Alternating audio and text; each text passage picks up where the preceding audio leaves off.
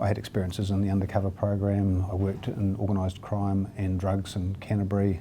Brilliant investigations with brilliant investigators and great stories to tell throughout that period of time.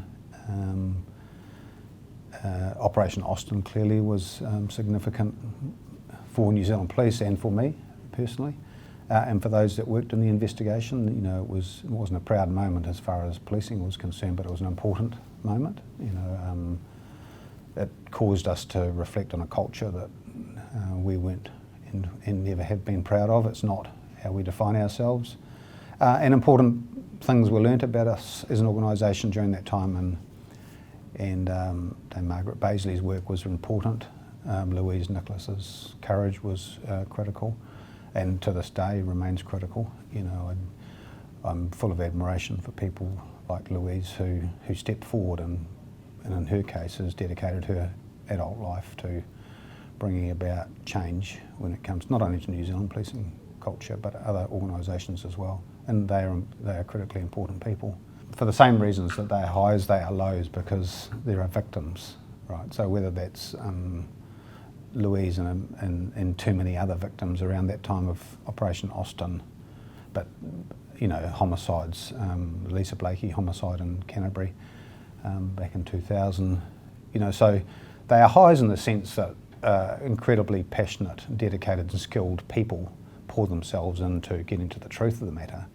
But they do that because at the core of it there is a victim and a victim's family, and you know, you start to count.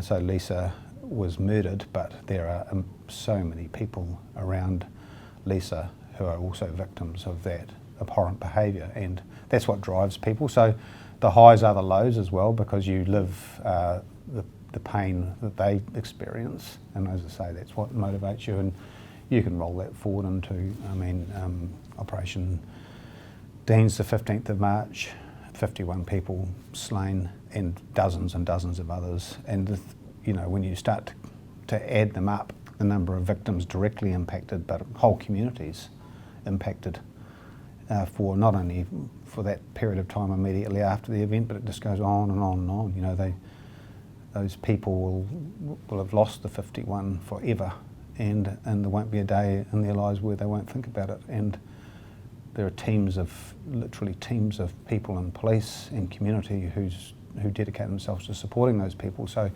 they're the lows as well. White Island, clearly, what a tragic event. The reality is, you know, I don't know which lens you could look through. Many lenses. Do you look at through the lens of the families who are directly impacted, those that are on the cruise liner with them, their families right across the globe, the helicopter pilots who went to rescue, the people waiting at the wharf when the boats first started leaning back with the injured.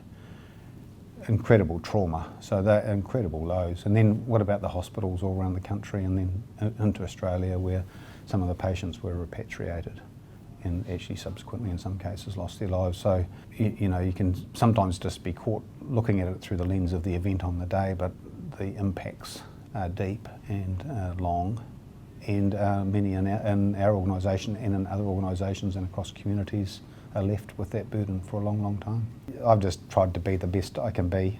You know, I've played what's in front of me. I haven't really deliberately targeted roles. They've tended to either be there as options in front of me, and I've taken them or not. And here I am, I end up as a Deputy Commissioner, and I'm very proud of the fact that I was part of the executive of New Zealand Police for, senior executive for 5.5 years. So I guess I'm proud of, if you'd asked me in 1978 what your career was going to be in New Zealand Police, and if I was able to answer it back then, I would have been pretty proud, I think, to think that 42 years later, I'm going to retire from the New Zealand Police as a Deputy Commissioner, having had all of the opportunity that I've had